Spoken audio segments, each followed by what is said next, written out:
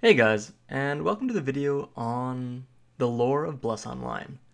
So Bless released in a couple days, so this is the general background of Bless's lore. Now Bless's lore will be very familiar to players that have played games such as World of Warcraft or watched Lord of the Rings, as it draws heavily from these two kind of stories, or at least the storytelling tropes used in these stories. So to start off with, the old gods came into existence, and then they created the heavens and the earth.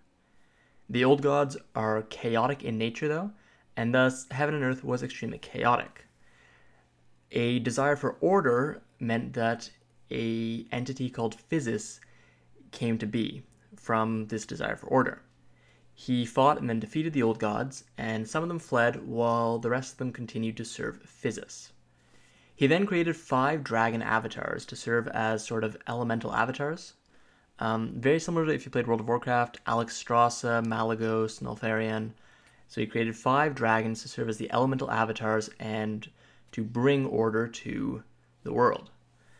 The dragons' stated mission is to collect seeds of chaos that were spread by the old gods and to cleanse the world of chaos and bring order. Now, all the races agreed with this mission except for the Titan race. They rebelled by taking a seed of chaos and using it to fight back, but they were wiped out. Their extinction resulted in the creation of the giant and dwarven race, who were both born from the blood of the lead Titan. So there's a little nod to Greek mythology there, with the death of Kronos and his blood forming Aphrodite. The giants started fighting with the dwarves and managed to conquer the dwarves, who were forced to flee underground to escape. The dwarves then proceeded to go on full-on Lord of the Rings and delved too deep, discovering primeval gates, which they should have left alone. But they didn't, and from the gates burst out demons. The demons are chaotic and were thus subordinates of the old gods who were still out there. They allied with the giants, but were defeated by the dragons. However, the dragons were forced to expend a lot of power and had to go into hibernation to recover from their victory. So at this point, Physis, who's still around, decides that order cannot exist without chaos. They are two sides of the same coin, and he plants a seed of chaos which blooms into the Tree of Life. This Tree of Life creates the elven race. They kind of sprout from the Tree of Life. The elves allied with the dwarves to defend against barbarian tribes, beings created by the old gods. These tribes are stuff such as orcs, trolls, goblins, fairly standard fantasy enemies. Ogres, all that stuff. So the first of the 5 dragons to awaken was Ventus, and he is very unhappy with how the world has changed.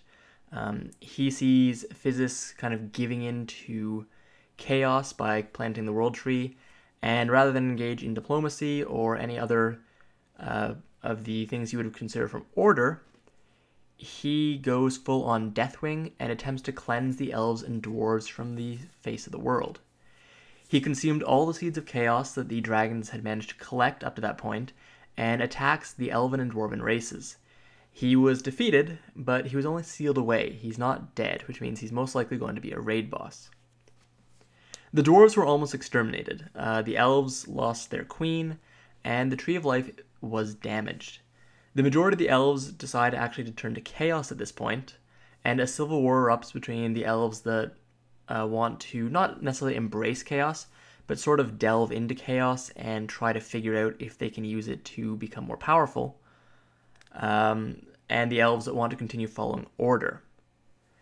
The elves that want to continue to follow order call themselves the Aqua Elves and migrate south. At this point, humans emerge into the scene. They ally with the elves and the dwarves, and the elves who remain in the north and dabble with chaos become known as the Sylvan Elves. The humans form the Hieron Empire, and they form a very close relationship with the elves, who teach them magic. This allows them to usher in a golden age for all 3 races, which lasts for several hundred years, perhaps even millennia. However, eventually, mages start to lose their power and prestige in the Hieron Empire.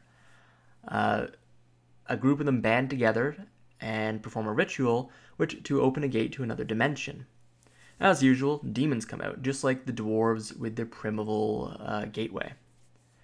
The Hieron Empire almost falls. the Sylvan Elves, the humans, and the Lupus team up to fight the demons. So the Lupus are a werewolf race, and they team up with the Sylvan Elves and the humans to fight the demons. These races become the Hieron Empire. However, dissatisfied elements among the humans, known as the Amistad, are unhappy with the human rulers, and thus they band together with the Aqua Elves in the south, as well as the Pantera, who are pretty similar to the Lupus, except instead of werewolves, they're more like were-cats. They're giant walking panthers. And they become the Union Alliance, and they rebel against the Hieron Empire. The Union wins what would become known as the Fall War and separates from the Hieron Empire. So this is kind of the state, this is where we're up to currently in the game as of release.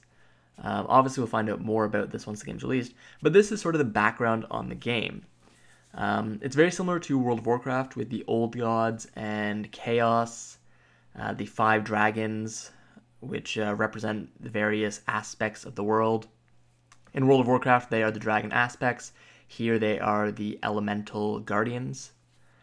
The Seeds of Chaos, I'm sure, will play a huge part in upcoming raids and dungeons in the game. The Titans are totally extinct, we assume, but there is concept art out there, I believe, of Titans. Haven't been able to hunt it down for this video, but the Titans could come back, and we know that the Giants are essentially the direct descendants of the Titans, along with the Dwarves. The Giants are the Chaos descendants, and the Dwarves are more of the Order descendants.